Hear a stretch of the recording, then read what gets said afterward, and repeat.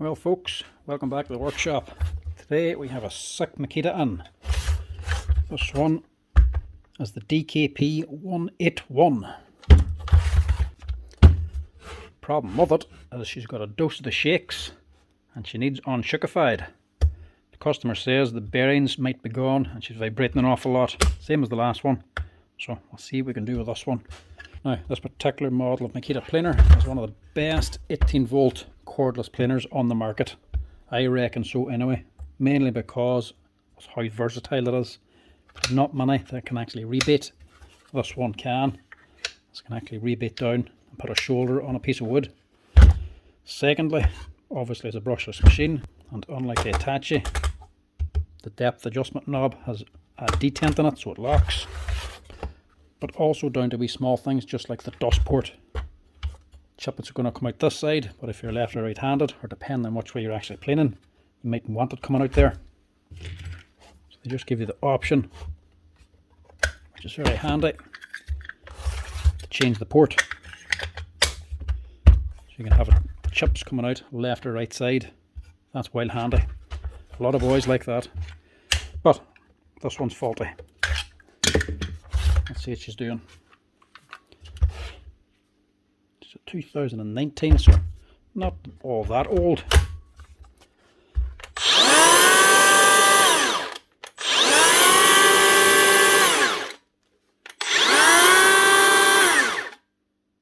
Doesn't sound all that bad.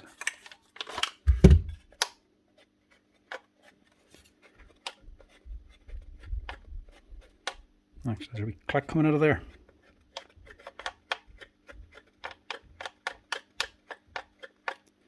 Right, something's not right. That blade is broken as well.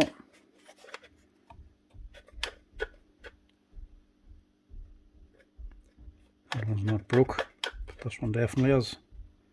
We'll just check that retainer as well, make sure that's not damaged.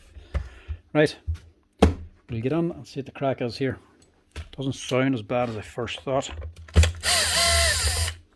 Customer said it was bearings and it was vibrating badly. It is vibrating, but not as much as the Hitachi we had on the other day.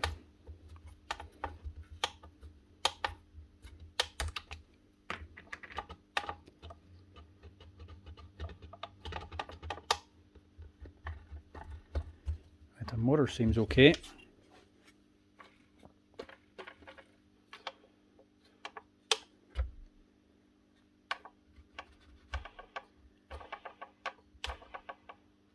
Something going on here on the drum.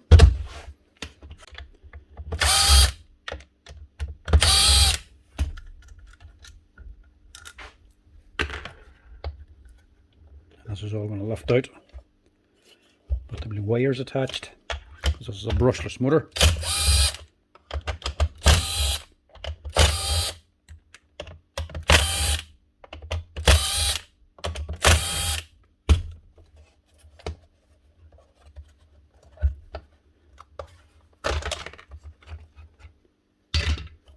We'll also open up this so we can get the slack from the wires. Now the rebate function of this is like the old Makita planer, same setup. So you've got this wee protective leg that comes down to cover the blades, and this bearing on the drum is set onto this here steel plate.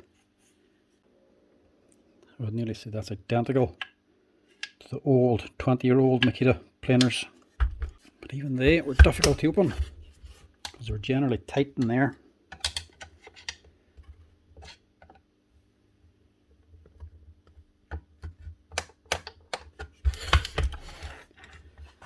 Prise her up gently here, see if you can get it out.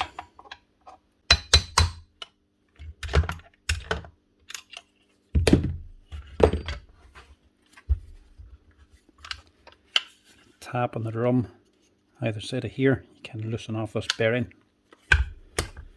To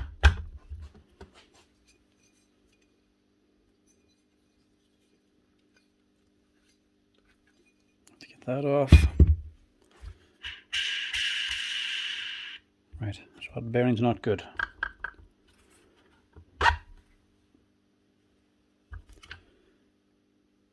And that bearing's not meant to come out like that.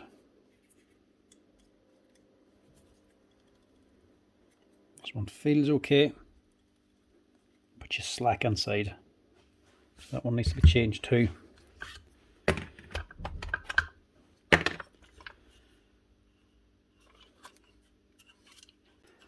The problem now is the bearing still inside the housing. Came off of the armature, so it must be tight in the housing and slack on the rotor. But the field is very tight. I'm not going to get that pulled out without difficulty. Try to take that field out because I can't push anything from the other side. How do I take the field out, the stator, or leave the stator there and take the bearing out? Where do we see? See if this old trick works. Get an air compressor, but slack yet.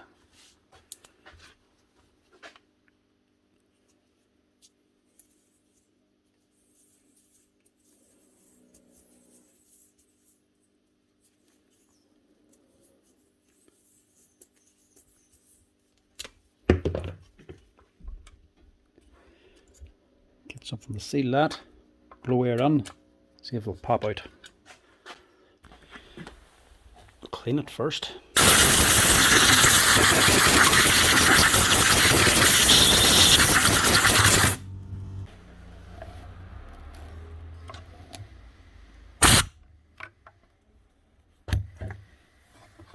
Look at that.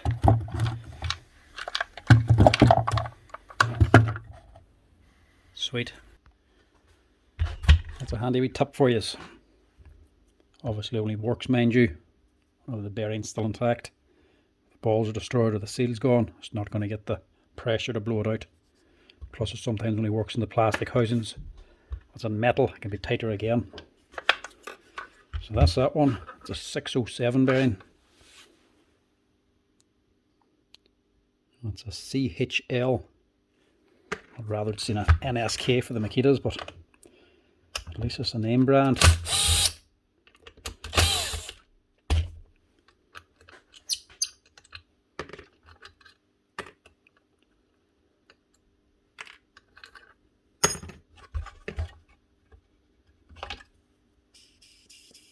Change that one as well. Inside of here, I don't know what he was playing on. Nearly looks like multi-stick or something, some sort of adhesive or glue. So I've gummed up the inside.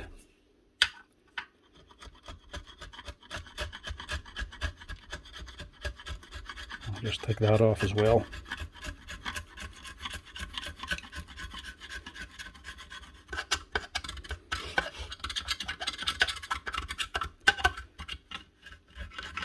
The smoother the shoot, the more efficiently chips get removed. There's stuff stuck to it like this here that creates turbulence, and the chips don't get thrown out as easily. Now when taking this bearing off, just be mindful at the back of it. There's actually a washer on there as well. You don't want to bend that. You only want to just grab the edge of the bearing, which is quite tricky to do. Just get off the sweet circlip first. You have to use a bearing press, use it. Get it tightened on here first.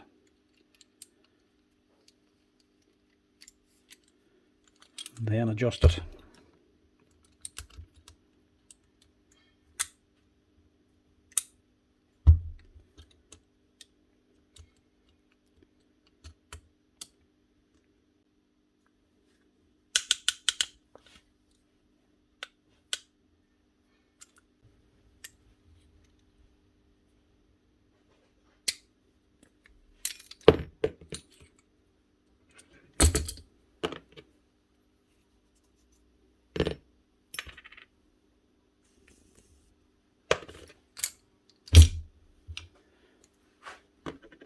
This one, can't even see it. 690. That's an NSK bearing. A bit more like it.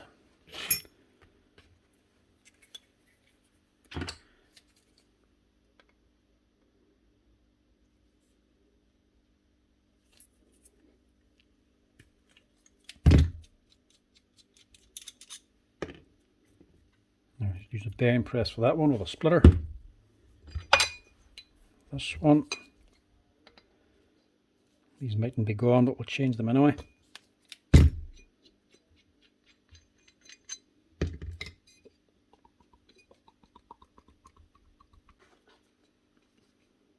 Nah, no wonder it's not coming off. She's screwed on from the back.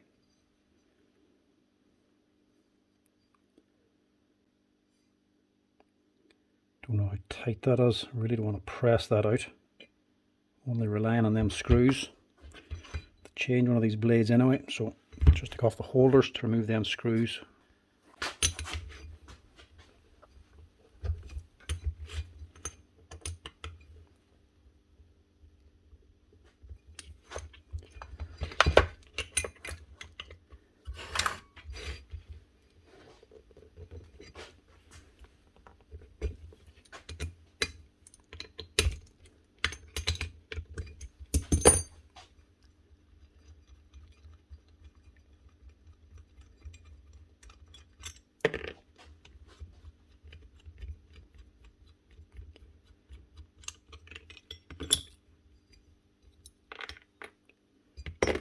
It's definitely broken.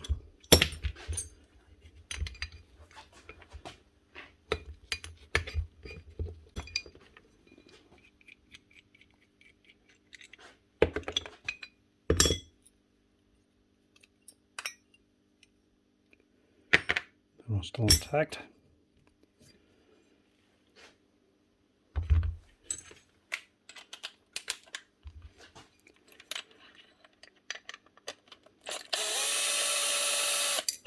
Maybe you can press this out fine from that bearing without taking the screws out, but I don't really want to risk it too many times with the bearings being that tight in the shaft, or maybe there's a bit of corrosion. If it's too tight, it'll bust the screw heads, strips out the screws, or actually damage the aluminium housing, so it's just easier to take them out.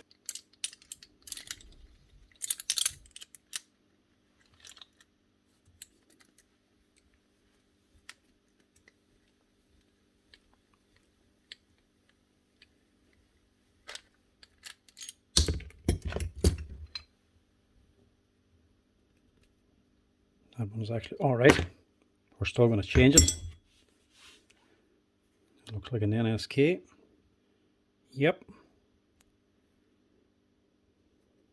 And a 6200. Press that one out in the bearing press. But again, it's an NSK bearing. And she's again a 6200. So that's 3 of them 4 bearings were NSKs. And that thing was what, 2019? She's done a queer bit of work. And it's lasting because they're using NSK bearings, apart from one, which is this one. That's the CHL. And that's the worst one off them. So if you can imagine, when you use cheaper bearings when you're manufacturing tools, they just don't last as long. If that's higher quality bearings like NSK, the tool lasts a lot longer. That's why I always recommend Makita, at least when Makita do use NSK bearings. The bearings I have are FAG bearings. Not as good as NSK maybe in certain applications are better, but they're easier for me to get. They're around about the same price, but they're right up there with quality. So NSK, FAG, doesn't matter which really brand, just as long as one of the top brands. And I might also just make sure they're set as well.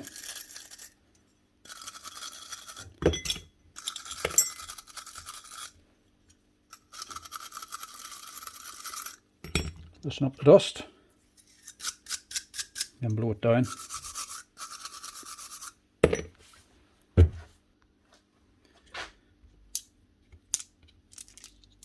Get rid of the old and fit the new.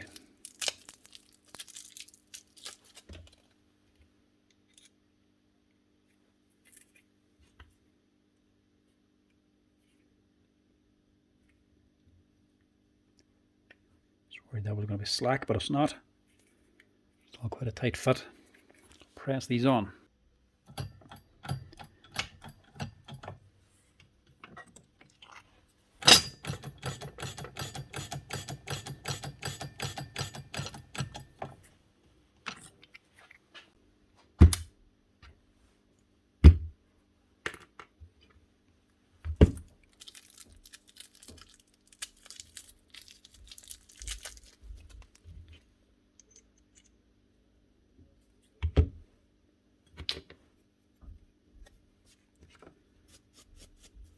Also get this one on as well.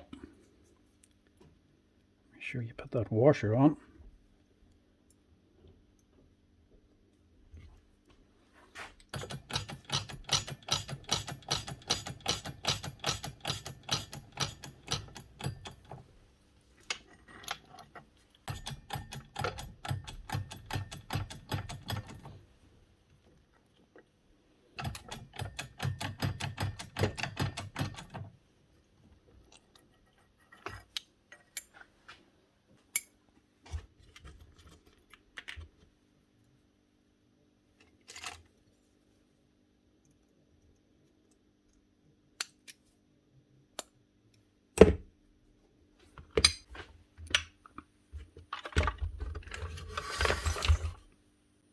Obviously this has to locate this little pin.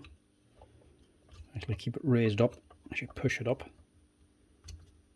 So you can then get over the top of these two pins, then drop it down.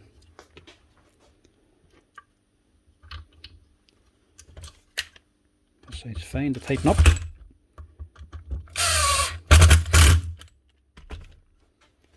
This side then.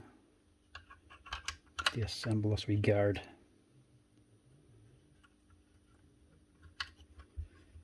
It's only this plate and a spring.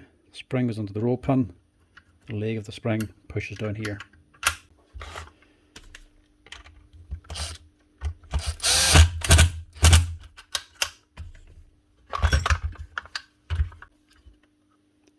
Put that away again. Pull this over.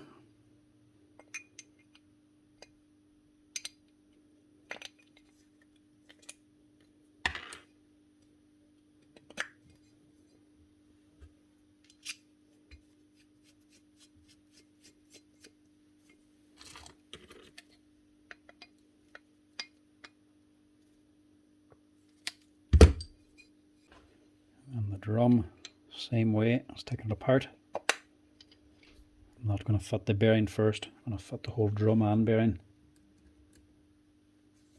Seeing as I have the blades dismantled anyway.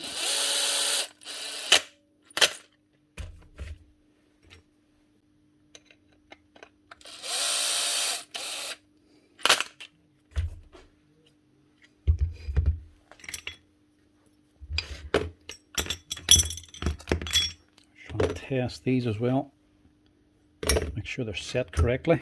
I'm going to put a new pair of blades as well. And if you ever buy a planer, electric or cordless, and it comes with a block of plastic like this, sometimes it comes skinnier, don't be throwing them away. If you don't know what they're for, you're going to be kicking yourself if you throw them away. This here is actually for setting your blades. Eventually you will need to do this. As for making sure both blade holders are set to the exact same height. Otherwise you're only going to have one blade doing the cutting. They're designed so you can set the size yourself and make sure everything's square. So the blade goes on, you hook on your retainer, your clamp, push it all on, and you can see then if there's a gap. See, this one's not sitting all the way back. That needs to be adjusted. That means the blade is going to be sitting too high in the holder, so whenever you put it down to zero, it's still going to be taking a cut.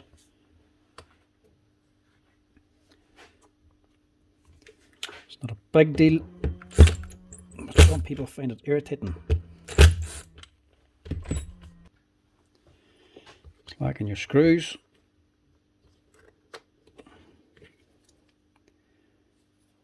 push in your plate fully and tighten them up again. And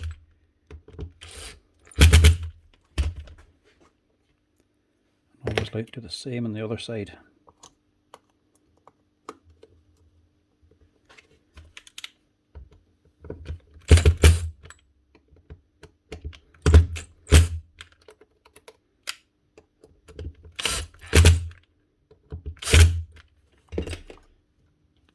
That's them set. To rebuild them then, track in your drum actually fits this little leg at the back as it actually holds it in position. Drum clamp then goes over the top. Your bolts hold it down.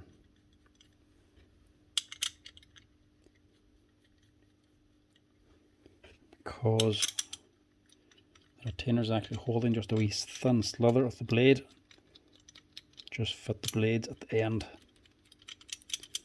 otherwise they just fall out. It can be hard to keep them in place when you're assembling it.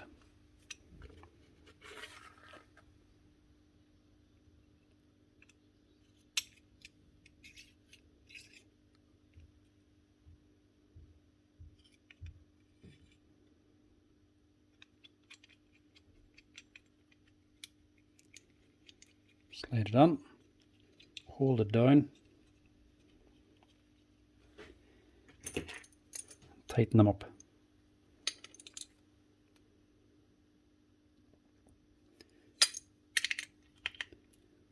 This is a rebating planer as well, so you want to make sure this is set to the edge of your plate too.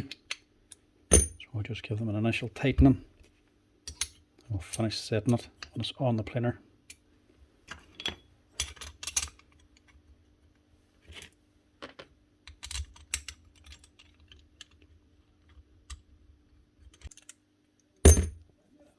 And that's your drum.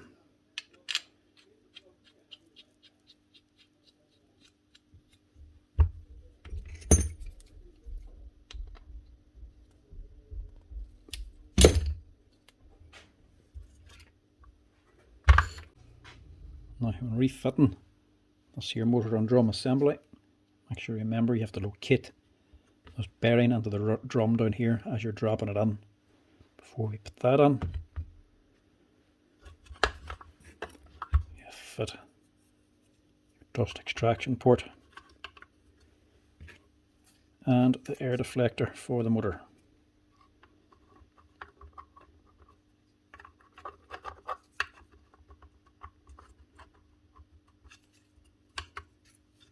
That way.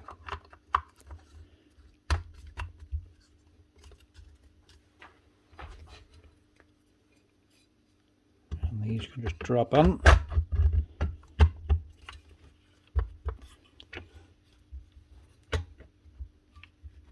Line up that bearing. It should just push on. Simple as that.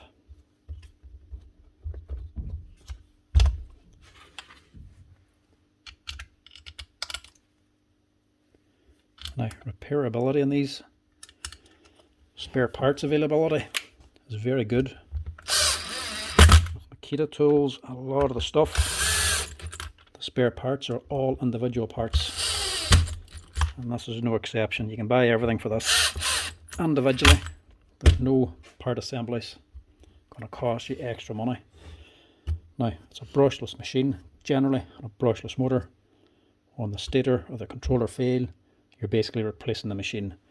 Controller on a brushless machine nearly costs as much as the tool itself because it comes as an assembly. This one, not so. Controller's available on its own, separate from the stator. The stator you can buy for like 60 or 70 euro. Controller costs over 100 euro, but you can still buy it on its own. So if your stator burns out, you can just buy that without the controller, saving you a lot of money. Dearest bits in this, it's going to be the controller, then your stator, 60. Your drum, this aluminium drum, costs about 50 quid, but you'd only ever need to change that if you smash it up by hitting a nail or something, doing a lot of damage, but you can still change it and replace it if you ever do.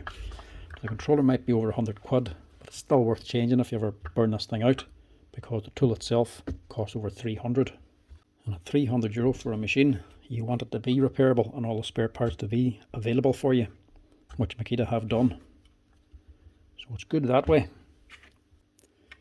Your actual lock switch, she's just on a spring, just sits on top. Your switch itself is available on its own as well. That costs what, €30 or something like that. Battery retainer as well, that's separate, that's only a couple of euro. To change the stator, if you ever did burn this out, if you're giving it a lot of use and run it very, very hard, you can overheat and burn up the stator. But to change it, it's not too bad. You just got a couple of crimp connectors down it here. These 3 wires coming out of it, the pink, blue and white. They're just individual crumps. Pull them out, cut them off, pull out your stator, put in the new one, and crump the wires back on again. Very easy to change. And Makita, unlike some brands, give you loads of extra wire. So if you even burn up the connectors without burning the stator, you can just cut them off and reconnect them again. You're not going to run out of cable, which can be a problem with some brands. Some of the Bosch SDS drills with a brushless motor have a right angle spade connector, but the wires are cut exactly the size. So there's no tolerance, there's no extra. If you burn up that cable, if you burn up the connector, you have to cut it off. There's no extra cable to reconnect it. You're basically replacing the controller and the stator to fix a cable.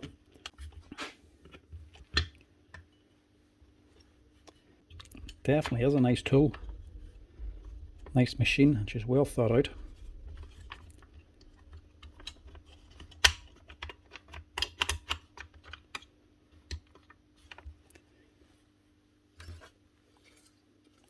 Down here then is actually a Bluetooth connector as well. This has Bluetooth.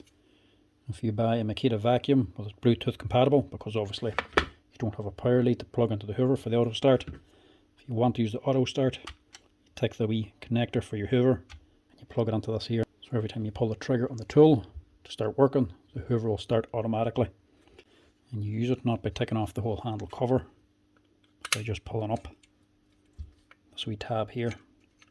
This comes the wee key then, that plugs into this. It's paired up to your hoover.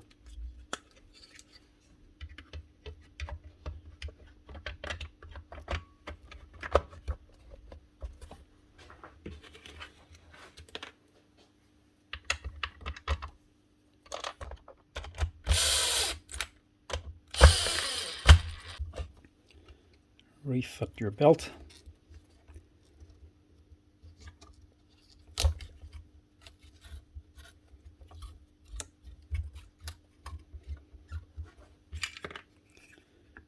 Put on your cover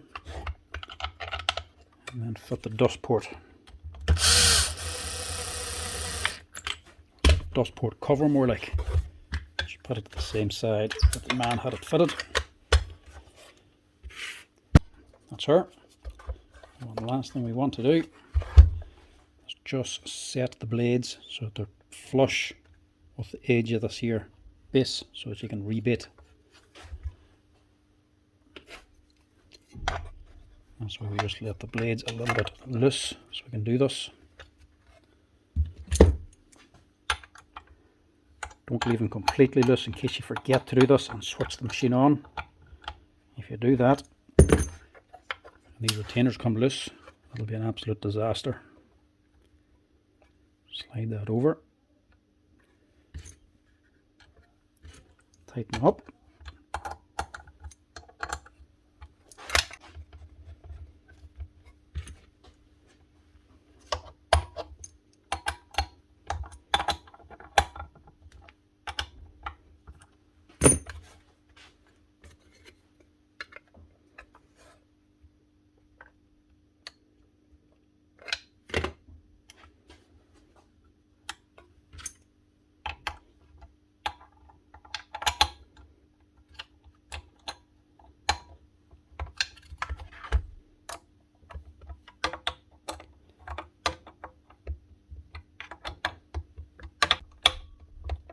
and that's her.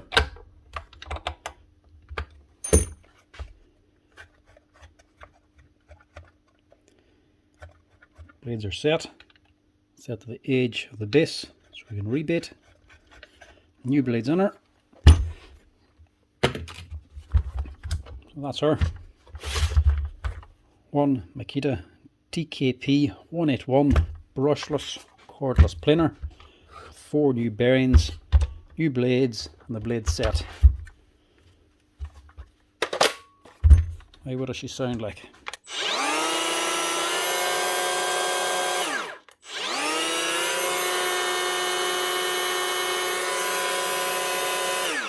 Much better.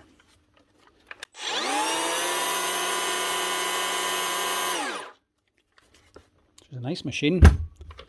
She's very easy to work on. Right, that's her. That's how you fix up a Makita cordless planer. That's in need of a few new bearings. Thanks for watching, folks. Give us a wee like and a follow if you're enjoying the videos. Cheers. Thanks for watching.